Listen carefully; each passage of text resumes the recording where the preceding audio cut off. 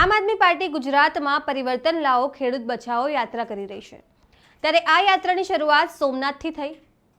હવે આ જ મુદ્દે ઈસુદાન ગઢવી અને પ્રવીણ રામે ગુજરાત પ્લસ સાથે ખાસ વાતચીત કરી છે। નમસ્કાર, હું છું ચંદ્રિકા પુત્રી નિરાલી। આવો સાંભળીએ ઈસુદાન ગઢવી અને પ્રવીણ રામે શું કહ્યું। આજે દર્શન કર્યા મહાદેવજીના અને શંખનાદ કર્યો છે ખેડૂતો માટે। બિલકુલ, આજે ભગવાન ભોળિયાનાથને પ્રાર્થના કરી છે અને જ્યારે આ ધરતી ઉપર કષ્ટ આવ્યું છે ત્યારે શિવ રુદ્ર સ્વરૂપે કોઈ ના કોઈ શક્તિથી આસુરી શક્તિઓનો નાશ કરીને દેવી શક્તિઓની વિજેતા કરાવડાવે છે। એટલા માટે ખેડૂતો ઉપર ખૂબ અત્યાચાર થઈ રહ્યો છે। 54 લાખ ખેડૂતો મારા પીડાઈ રહ્યા છે, એમના પરિવારો પીડાઈ રહ્યા છે। ચારે બાજુથી ખેડૂતોને લૂંટ કરવામાં આવે છે, ભાવ નથી મળતા, એને સિંચાઈની વ્યવસ્થા નથી મળતી, વીજળીના નામે લૂંટે છે, એના ઊભા પાકમાં વીજ થાંભલાઓ અને હાઈ ટેન્શન લાઈનો નાખીને હેરાન પરેશાન કરવામાં આવે છે। ખેડૂતોને ખાતરને બિયારણ મળતું નથી, ખેડૂતોને પાક વીમા યોજના મળતી નથી। એટલે ખેડૂતોના વિવિધ મુદ્દાઓ છે। પ્રમોલગેશન થયું પછી ખેડૂતોને કોઈ અરજીઓ સ્વીકારવામાં આવતી નથી। આવા ઢગલાબંધ મુદ્દાઓ છે અને તમે જોયું હશે કે ખેડૂતોના મુદ્દાઓને લઈને આમ આદમી પાર્ટીએ ખૂબ મજબૂતાઈથી અવાજ ઉઠાવ્યું। માનનીય પ્રવીણભાઈ રામ અને આગેવાનોએ જેલમાં ગયા, 108 દિવસ જેલમાં રહ્યા, છતાં પણ ખેડૂતોના મુદ્દા સોલ્વ ન થયા। ખેડૂતોના મુદ્દા સોલ્વ ન થયા, અમારે જેલમાં રહેવું પડ્યું એનું અમને વાંધો નથી।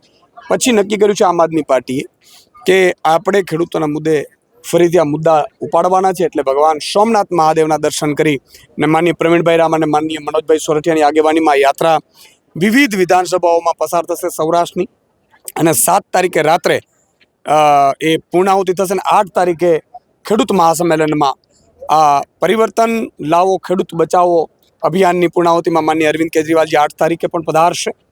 એટલે આ વિવિધ ખેડૂતોના મુદ્દેની લડાઈ છે। આમાં તમે જોયું હશે કે જે રીતે અત્યારે ખેડૂતો પરેશાન છે, એપીએમસીમાં લૂંટ ચલાવવામાં આવે છે, ભાવ પૂરતા મળતા નથી, એમએસપી મળતી નથી, એમએસપીના નામે પણ કડદા કરવામાં આવે છે। એટલે આ વિવાદ મુદ્દાઓ છે અને આ યાત્રાની શરૂઆત છે। આ યાત્રા પૂર્ણ થયા બાદ આમ આદમી પાર્ટી બીજા વિસ્તારમાંથી બીજા દેવસ્થાનની પ્રાર્થના કરીને ફરીથી નીકળશે। એટલે સતત ખેડૂતોના મુદ્દે આમ આદમી પાર્ટી લડવાની છે। આજે અમને આનંદ એ વાતનો છે કે ખેડૂતો અમારી સાથે ખૂબ જોડાઈ રહ્યા છે। આ યાત્રામાં ખેડૂતોની વચ્ચે આ બધા આગેવાનો જશે, ખેડૂત સંગઠનોના આગેવાનો જશે, ખેડૂતોની સમસ્યાઓ પીડાઓ સમજશે, રાત્રે પાણી વારવામાં કઈ રીતે તકલીફ છે, દિવસે કઈ રીતે તકલીફ છે, કઈ રીતે તંત્ર દ્વારા હેરાન કરવામાં આવે છે, આ બધા મુદ્દાઓનો પણ આ યાત્રા દરમિયાન ખેડૂતોને પર્સનલી મળીને માનનીય પ્રવીણભાઈ અને મનોજભાઈ અને જ્યાં સમય મળ્યો હું પણ આ બધાને મળી અને સમસ્યાઓ જાણવાનો છે, ખેડૂતોને વચ્ચે જવાના છે। જય જવાન જય કિસાન પણ બી આજથી અભિયાન શરૂ કર્યું છે આપે ખેડૂતો મુદ્દે શું આખું કેવી રીતે કરવાના છે, શું રણનીતિ રહે છે? ચોક્કસથી આજથી જે ખેડૂતો માટેની એક યાત્રા શરૂ થઈ છે, પરિવર્તન લાવો કિસાન બચાવો જે અભિયાન છે, યાત્રા છે, એમની સોમનાથ દાદાના દર્શન કરીને શરૂઆત થઈ છે। માનની ઈસુદાનભાઈ ગઢવી, માનની મનોજભાઈ સોરઠિયા અને અમારા તમામ આગેવાનોની ઉપસ્થિતિમાં સોમનાથ દાદાના દર્શન કરી અને યાત્રાનું પ્રસ્થાન અહીંયાથી થાય છે।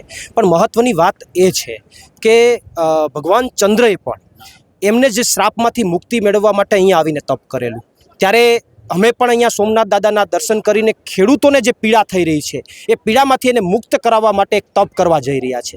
સાથે સાથે વીર અમીરજી ગોહિલ હોય, કોળી સમાજના વીર વેગડા ભીલ હોય, એમણે આ સોમનાથને બચાવવા માટે પોતાના પ્રાણની આહુતિ આપેલી છે। આપણો ઇતિહાસ છે। ત્યારે ખેડૂતોને બચાવવા માટે અમે અત્યારે નીકળ્યા છીએ એમાંથી પ્રેરણા લઈને અને ખેડૂતોને બચાવવા માટે કદાચ અમારા પ્રાણ પણ ત્યાગી દેવા પડે તો પણ અમારી સંપૂર્ણ તૈયારી છે।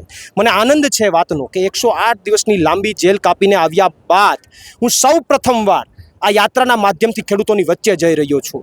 હું લાંબી જેલ તો ઠીક છે, પણ મારા જિલ્લાની અંદર એને પણ સોમનાથ દાદાના દર્શન કરીને અહીંયાથી યાત્રાનું પ્રસ્થાન કરીને ખેડૂતોની વચ્ચે જઈ રહ્યો છું। એનું મને ખૂબ આનંદ છે, ઉત્સાહ છે।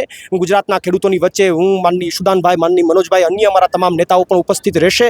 ખેડૂતોની વચ્ચે જઈશું, એમના પ્રશ્નો સાંભળીશું, એના પ્રશ્નોને ઉજાગર કરવાનો પ્રયત્ન કરીશું અને જ્યાં સુધી લડવું પડે ત્યાં સુધી લડવા માટે અમે આગળ તૈયાર છે, કારણ કે સોમનાથ દાદાની શક્તિ હવે અમારી સાથે છે।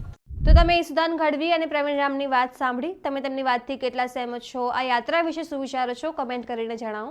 અત્યાર માટે બસ આટલું જ। સમાચારને લગતી વધુ અપડેટ્સ માટે અમારી વેબસાઇટ www.gujaratplus.in પર પણ માહિતી મેળવી શકો છો। ધન્યવાદ।